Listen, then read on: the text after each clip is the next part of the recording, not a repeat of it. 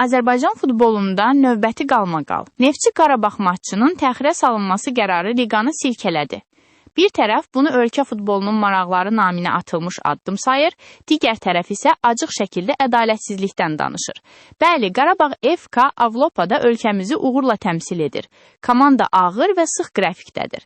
Təxirə salınma istəyi hüquqi baxımdan mümkündür, amma əsas sual başqadır. Reqlament hamı üçün eynidirmi?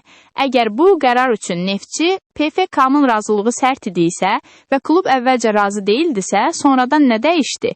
Təzyiq mi oldu? Danışıqlar masasında hansı şərtlər irəli sürüldü? Azərkeşlər soruşur, dünən qəbul olunmayan istəklər niyə bugün qəbul olunur?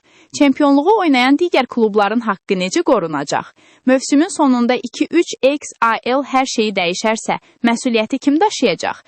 Əgər hər dəfə Avropa amili əsas gətiriləcəksə, onda acıq danışaq. Gedək UEFA-ya deyək ki, bizdə daxili liqa formal xarakter daşıyır. Hər il birbaşa Qarabağın adını yazın, məsələ bitsin. Bu Qarabağa qarşı deyil. Bu sistemə sualdır. Çünki futbolun təməli ədalət, rəqabət və səffaflıqdır. Əks halda tribunalar boşalar, inam sarsılar, liqa formal yarışa çevrilər. Nəticə. Avropada uğur qazanan komandaya dəstək vacibdir. Amma daxili çempionatda qaydalar dəyişirsə, bu artıq təhlükəli siqnaldır. Şərtlərlə uyğunlaşmaq lazımdır. Şərtləri özünə uyğunlaşdırmaq yox. Sizcə qərar doğrudur, yoxsa çempionatda ədalət pozulur?